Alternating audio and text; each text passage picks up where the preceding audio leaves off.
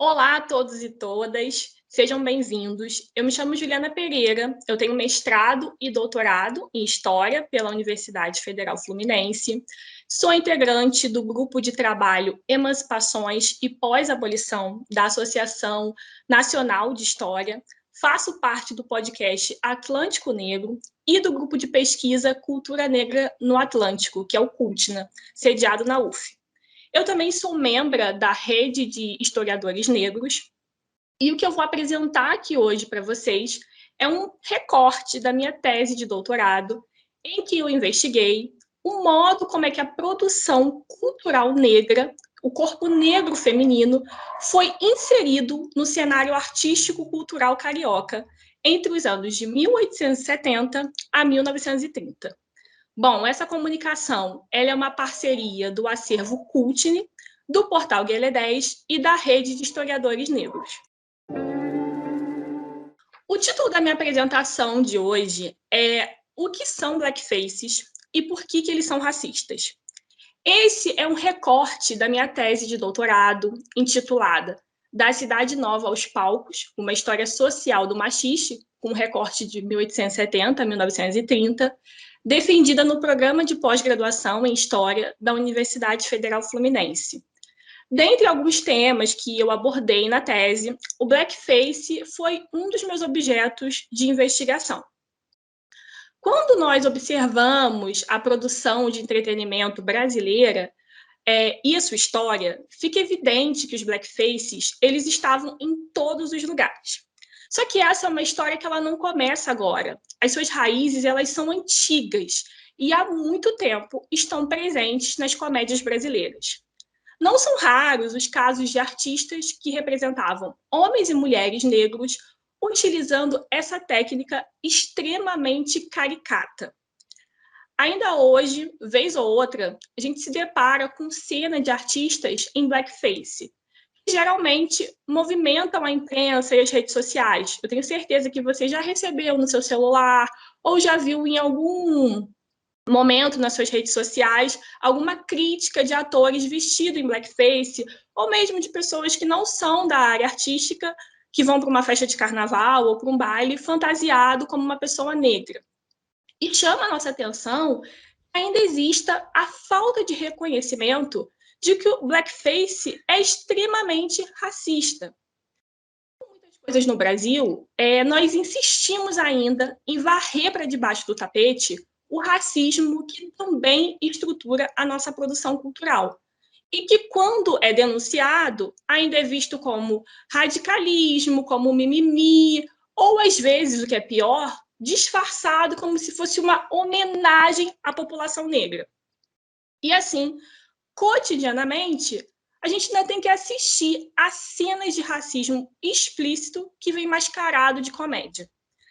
Mas quando surgiram os blackfaces e o que são os blackfaces? Bom, para falar sobre isso, nós temos que voltar ao século XIX, nos minstrel shows norte-americanos. Foi ali que se originou os blackfaces. Essas representações elas eram adotadas por atores brancos que retratavam de maneira caricata e zombateira personagens afro-americanos através da dança, da comédia e das apresentações musicais. Os blackfaces, eles eram, então, assim, imitações estereotipadas dos estilos dos escravizados e libertos. Então, o que acontecia? Um artista branco pintava o rosto de preto, os lábios eram desenhados de grosso modo, passava-se uma tinta acima, né, dos seus lábios para representar um lábio grande, os trejeitos físicos eram feitos de forma exagerada, porque o blackface era uma combinação, né? Não era só o figurino, que era um figurino para ridicularizar a população negra. Os trejeitos também nos palcos somavam-se a essa caricatura e assim se representava o negro no teatro. Além da pintura da pele, dos lábios, às vezes o uso de perucas para poder encrespar o cabelo, também existia a adoção de alguns sinais que muitas vezes eram até sutis, que tinham por objetivo ridicularizar a população negra que seria representada nos palcos. Então não eram contratados artistas negros, poucos artistas negros chegaram aos palcos, mas se utilizavam de artistas brancos fantasiados de pessoas negras. O modo como essas representações eram construídas dialogava muito com as teorias raciais do início do século XIX, que defendiam a inferioridade daqueles que não fossem brancos. A utilização do blackface era algo muito comum nos teatros norte-americanos, mas nós também podemos encontrá-los na produção cultural brasileira. Por muito tempo, os blackface estavam só associados à produção cultural norte-americana, mas pesquisas recentes têm demonstrado cada vez mais a presença forte dos blackfaces nos teatros brasileiros. Falar sobre esse uso do blackface no Brasil também remonta ao teatro de revista, principalmente o teatro de revista carioca, que foi o meu objeto de pesquisa. O teatro de revista era um gênero teatral, nós tínhamos o drama, existe o drama, né, existe a comédia, existia o teatro de revista, que era um gênero. Ele começou lá em meados do século XIX, fez muito sucesso entre autores e empresários teatrais do período. Era um gênero extremamente popular, popular porque levava para os teatros um público gigantesco, diariamente peças eram apresentadas e movimentava toda essa indústria de entretenimento que estava começando a se firmar no Brasil. Dentro desse espaço do teatro, o uso da técnica de blackface era recorrente. E são inúmeros os exemplos de peças teatrais em que personagens negros eram representados desse modo. Eu preciso destacar aqui trabalhos recentes importantíssimos que têm se voltado para a história do blackface no Brasil, que é o trabalho recente da professora Marta Abreu, da Senzala ao Palco, e o trabalho sobre a peça Secos e Molhados, que também utilizou entre os personagens e na própria banda que constituía a peça Blackface, da professora Alissa dos Passos. Esses trabalhos têm se voltado para essa análise do blackface e têm demonstrado seu uso efetivo nas produções brasileiras. No meu trabalho, eu analiso os blackfaces e, dentre os muitos exemplos que eu pude recolher de imagens de blackface, uma das peças que mais me chamou a atenção foi a peça Adão e Eva, de Avelino de Andrade e José Nunes. Essa peça ela foi encenada no Teatro São José, em maio de 1917, e nela a artista Dolores Lopes, que era uma mulher branca, atuaria como África. Ela toda de preto, como nós podemos ver na imagem, com pontas em volta do pescoço, a Dolores Lopes surge caracterizada de África. É uma África que não era elegante, mas que partia de um imaginário de primitivismo baseado nos estereótipos de uma história única sobre o continente africano. E que nessa peça foi compartilhada pelos autores que escreveram a personagem e pela própria Dolores, que atuou nesse estereótipo. Como nós podemos ver na fotografia da peça, fica muito evidente o modo como essa personagem foi construída. Esses usos eram muito comuns e vários artistas se especializaram em atuar em blackface. Alguns artistas, todos os personagens que eles apresentavam, usavam de características para rir da população negra. Esse foi o caso, por exemplo, de um outro ator que eu também pesquisei, o Manuel Durães. Na minha pesquisa eu encontrei algumas imagens do artista em blackface, só que hoje nós vamos falar sobre duas. A primeira foi na revista Flor Tapuia, do ano de 1922, onde o Durães, o nome do personagem dele era Cabo Meu Nego. Era um cabo da polícia, né, que era chamado de Meu Nego. Se vocês observarem na fotografia, ele era representado de modo completamente grotesco. Além de ter a pele pintada com tinta preta e ter os lábios ressaltados, o ator ele usa uma peruca para marcar os cabelos crespos, que seria característico da população negra. usa um artifício para colocar os dentes estragados e ainda o olhar arregalado, que fica muito evidente na imagem, uma expressão infantilizada, que certamente se conectava com os gestos do autor no palco, né? Partindo dessa ideia de que a população negra era infantil, era boba, e assim ele representava até o final da peça. Nós vemos o Durães caracterizado de Velho Domingos, na peça Manhãs de Sol, escrita pelo Oduvaldo Viana. O Velho Domingos é uma típica representação do pai João, que era um personagem que estava presente em muitas das produções culturais brasileiras, como esse negro que precisava de cuidados, uma pessoa infantil, um negro dócil. E o Velho Domingos remete muito a isso, a própria vestimenta utilizada pelo autor. Mais uma vez, nós vemos a peruca utilizada também, e a pele pintada de preto. O papel foi muito elogiado nos jornais, o Durães recebeu vários elogios que se voltavam ao modo como ele utilizou o humor nas peças. Mais uma vez, a população negra aparece pela via do riso. São inúmeros os casos de blackface no palco dos teatros brasileiros. Eu trouxe para vocês apenas 3 exemplos, mas eu trabalho isso muito mais na minha tese. Durante todo o auge do teatro de revista, se utilizou dessa técnica dos palcos, mas a chegada da TV nos anos 1950 e o seu boom nos anos seguintes introduz também uma nova relação do público com os programas de entretenimento. Entre esses, óbvio que se destaca a teledramaturgia e os programas de auditório, que fizeram muito sucesso no início do século, em meados do século XX, né? Não no início. Ao longo dos anos, esses programas sempre apresentavam negros de forma muito similar às comédias teatrais. Esses estereótipos que começaram nas comédias de teatro se cristalizaram e passaram para a televisão, foram adaptados pela televisão.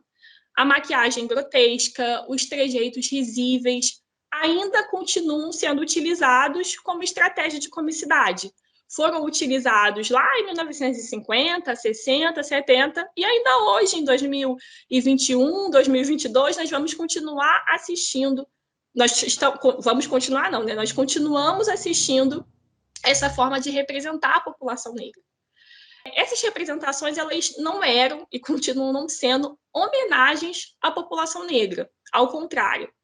Elas deram corpo e voz a estereótipos raciais que pretendiam inferiorizar homens e mulheres negras, ao representá-los de uma forma completamente racista.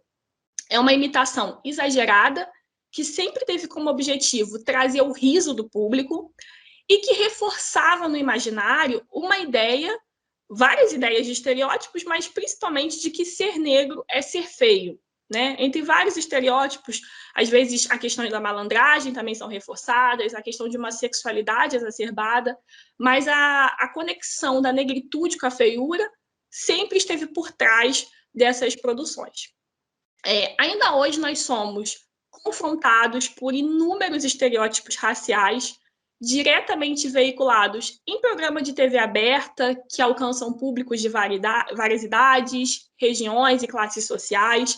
Muitas vezes esses estereótipos estão em memes, em subprodutos da TV. Quantas vezes você já recebeu um meme no seu celular com uma imagem do que era ideal sendo uma pessoa branca e de como você estava sendo uma pessoa negra, uma jovem negra com um cabelo que não é ideal? Mas quando a gente pensa, é muito complicado falar sobre o entretenimento e só falar do racismo. Nós precisamos fortalecer também as reações a isso tudo. Então, refletindo um pouco sobre a história do teatro, sobre a história do entretenimento, pesquisas muito recentes têm mostrado que artistas negros e mestiços, na época chamados de mulatos, eles até participavam ativamente de algumas bandas e conjuntos que se apresentavam nas casas de entretenimento na virada do século XIX para o século XX. Só que parecia haver uma resistência desses artistas em papéis de destaque. Eles poderiam estar, mas geralmente apareciam como coadjuvantes, não ganhavam papel de destaque.